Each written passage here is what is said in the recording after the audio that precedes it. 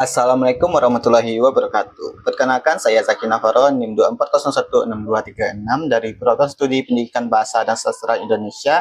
Di sini saya akan menjelaskan materi tentang struktur flow control algoritma, tugas pengantar coding yang diampu oleh Bapak II Permana STMT. Langsung saja kita masuk ke materi yang pertama, yaitu pengertian. Flow control dalam algoritma merupakan mekanisme untuk mengatur jalannya instruksi agar sebuah program dapat bekerja sesuai dengan alur logika yang diinginkan.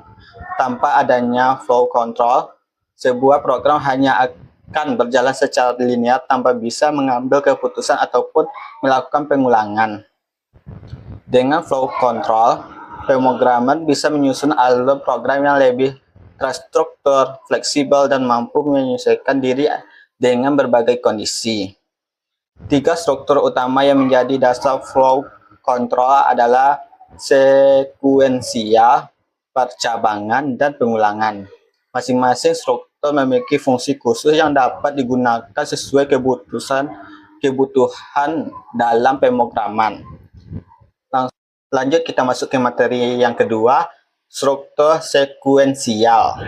Struktur sekuensial adalah bentuk paling sederhana dari flow control di mana instruksi dieksekusi secara berurutan dari atas ke bawah sesuai urutan penulisan kode.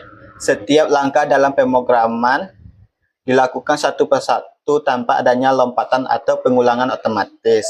Pola ini membuat program mudah dipahami dan cocok digunakan dalam kasus sederhana yang membutuhkan alur kerja sistematis.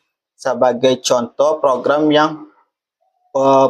untuk menghitung luas persegi panjang disusun dengan langkah berurutan melalui dari deklarasi variabel panjang dan lebar, kemudian menerima input nilai dari pengguna, melakukan perhitungan luas dengan rumus panjang kali lebar, dan terakhir menampilkan hasil perhitungan.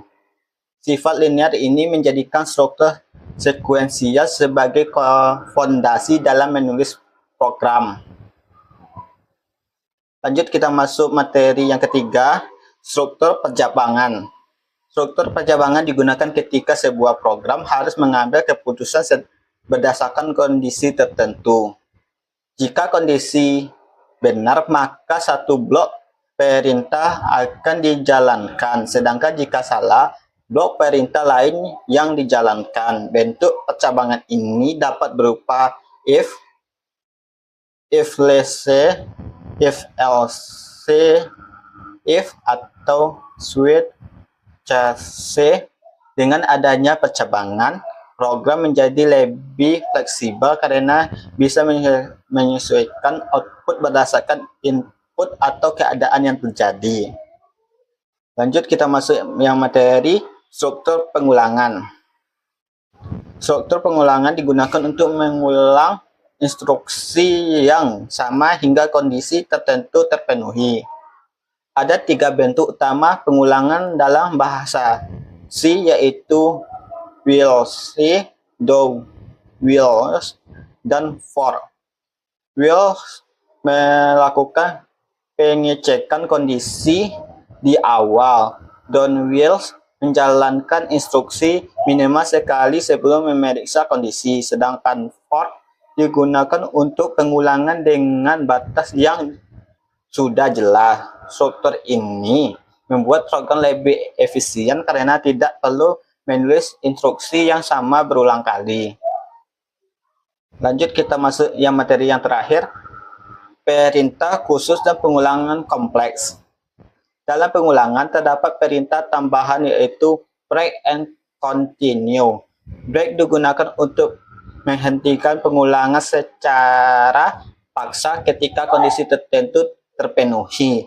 Sedangkan continue digunakan untuk melewati satu iterasi dan langsung melanjutkan ke iterasi berikutnya.